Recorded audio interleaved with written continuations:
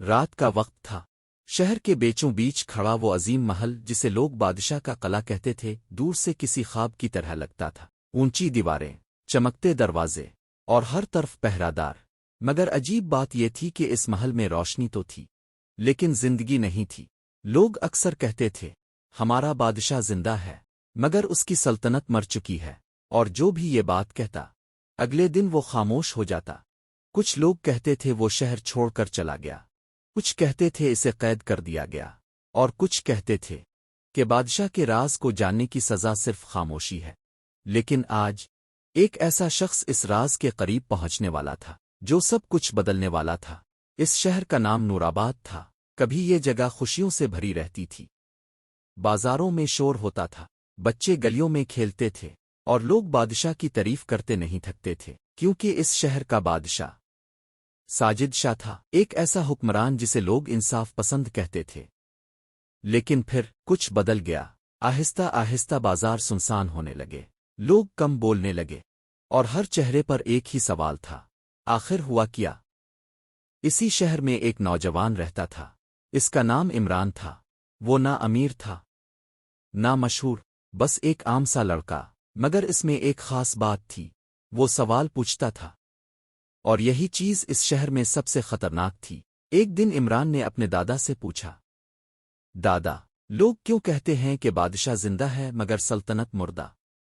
دادا کا چہرہ بدل گیا، انہوں نے فوراً دروازہ بند کیا اور آہستہ سے کہا، بیٹا، یہ سوال کبھی مت پوچھنا۔ کیوں؟ دادا نے گہری سانس لی، کیونکہ اس سوال کا جواب جان لیوا ہے۔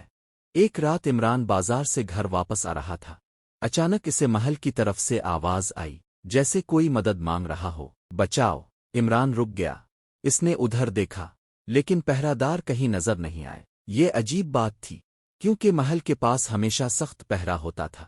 عمران کے دل میں خوف بھی تھا اور تجسس بھی۔ آخرکار وہ محل کی طرف چل پڑا۔ جب عمران محل کے دروازے کے قریب پہنچا تو وہ حیران رہ گیا۔ دروازہ کھلا ہوا تھا، وہ آہستہ سے اندر داخل ہوا، اور جو اس نے دیکھا وہ ناقابل یقین تھا۔ اتنا بڑا محل، مگر اندر کوئی نہیں تھا، نہ سپاہی، نہ خادم، نہ درباری، بس خاموشی اور ایک عجیب سا خوف، جیسے یہ جگہ زندہ نہیں بلکہ چھوڑ دی گئی ہو۔ اچانک عمران نے ایک کمرے سے روشنی دیکھی، وہ آہستہ آہستہ وہاں پہنچا، دروازہ کھولا، اور سامنے جو منظر تھا اس نے عمران کی سانس روک دی۔ کمرے میں ایک بوڑھا آدمی بیٹھا تھا، بہت کمزور، بہت تھکا ہوا، لیکن اس کی آنکھوں میں ایک عجیب طاقت تھی۔ عمران نے آہستہ سے پوچھا، آپ کون ہیں؟ بوڑھے نے مسکرا کر کہا، میں اس سلطنت کا بادشاہ ہوں۔ عمران حیران رہ گیا، بادشاہ؟ جی، ساجد شاہ۔ عمران نے ارد گرد دیکھا، لیکن یہاں کوئی نہیں۔ سپاہی کہاں ہیں؟ دربار کہاں ہے؟ بادشاہ نے آہستہ سے کہا، چلے گئے۔ کیوں؟ بادشاہ کی آنکھوں میں آنسو آ گئے۔ کیونکہ میں نے ایک غلطی کی تھی، بادشاہ نے کہنا شروع کیا۔ 10 سال پہلے میں طاقت کے نشے میں تھا، میں نے سوچا میری سلطنت ہمیشہ رہے گی۔ ایک دن ایک غریب آدمی میرے دربار میں آیا، وہ انصاف مانگ رہا تھا، لیکن میں نے اس کی بات سنے بغیر اسے قید کر دیا۔ وہ بے گناہ تھا، اور اسی دن میری سلطنت مر گئی۔ اس واقعے کے بعد درباریوں نے بادشاہ کو غلط راستے پر ڈال دیا۔ انہوں نے کہا لوگوں کو سختی سے کنٹرول کریں۔ بادشاہ نے یہی کیا، ٹیکس بڑھا دیے گئے، لوگوں کی آواز بند کر دی گئی، اور آہستہ آہستہ لوگ بادشاہ سے نفرت کرنے لگے۔ لیکن اصل کہانی کچھ اور تھی۔ بادشاہ نے عمران کی طرف دیکھا اور کہا، مجھے بعد میں پتا چلا کہ وہ سب درباری مجھے دھوکا دے رہے تھے، وہ میرا نام استعمال کر کے ظلم کر رہے تھے، اور لوگ سمجھتے تھے کہ یہ سب میں کر رہا ہوں۔ ایک دن شہر میں بغاوت ہو گئی، لوگ محل کے باہر جمع ہو گئے، ہمیں انصاف چاہیے، ہمیں آزادی چاہیے۔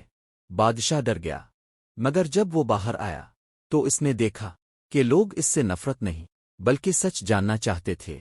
لیکن اس وقت تک بہت دیر ہو چکی تھی، درباری خزانہ لے کر بھاگ چکے تھے، سپاہی شہر چھوڑ چکے تھے، اور سلطنت ٹوٹ چکی تھی۔ تب سے بادشاہ نے کہا، میں یہاں اکیلا ہوں، لوگ سمجھتے ہیں کہ میں طاقتور ہوں، مگر حقیقت یہ ہے میں ایک قیدی ہوں، اپنی ہی غلطیوں کا قیدی۔ عمران خاموش کھڑا تھا، اس کے دل میں عجیب احساس تھا۔ وہ سوچ رہا تھا کیا یہ واقعی ظالم بادشاہ ہے؟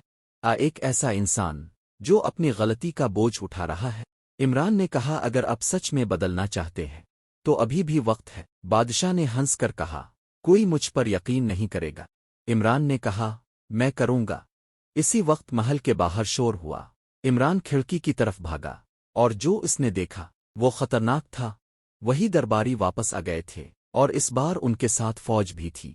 ان درباریوں کا منصوبہ تھا بادشاہ کو ختم کر کے سلطنت پر قبضہ کرنا اور لوگوں کو بتانا کہ بادشاہ مر گیا۔ عمران نے بادشاہ سے کہا اگر آج اب نہیں لڑے تو سچ ہمیشہ کے لیے مر جائے گا۔ بادشاہ نے کئی سال بعد تلوار اٹھائی اور پہلی بار ایک حکمران کی طرح نہیں بلکہ ایک انسان کی طرح کھڑا ہوا۔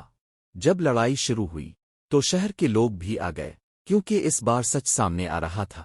لوگوں نے دیکھا اصل دشمن کون ہے اور پہلی بار لوگ اور بادشاہ ایک ساتھ کھڑے تھے۔ کافی دیر کی لڑائی کے بعد درباری ہار گئے۔ ان کا راز کھل گیا، لوگوں کو حقیقت پتہ چل گئی۔ بادشاہ نے تخت چھوڑ دیا اور کہا میں دوبارہ حکمرانی نہیں کروں گا، اس شہر کو اب تم لوگ چلاؤ گے۔ کئی سال بعد نورآباد پھر سے آباد ہو گیا اور لوگ ایک بات ہمیشہ یاد رکھتے تھے، سلطنت طاقت سے نہیں انصاف سے زندہ رہتی ہے۔ اور وہ بادشاہ وہ شہر میں ایک عام انسان کی طرح رہنے لگا۔ مگر لوگ آج بھی کہتے ہیں وہ بادشاہ جس نے اپنی غلطی مان لی وہی اصل بادشاہ تھا۔ اس کہانی سے ہمیں یہ سبق ملتا ہے کہ کبھی کبھی انسان زندہ ہوتا ہے مگر اس کی عزت، اس کا اعتماد، اس کی سلطنت مر چکی ہوتی ہے، اور اسے دوبارہ زندہ کرنے کا صرف ایک طریقہ ہے، سچ قبول کرنا۔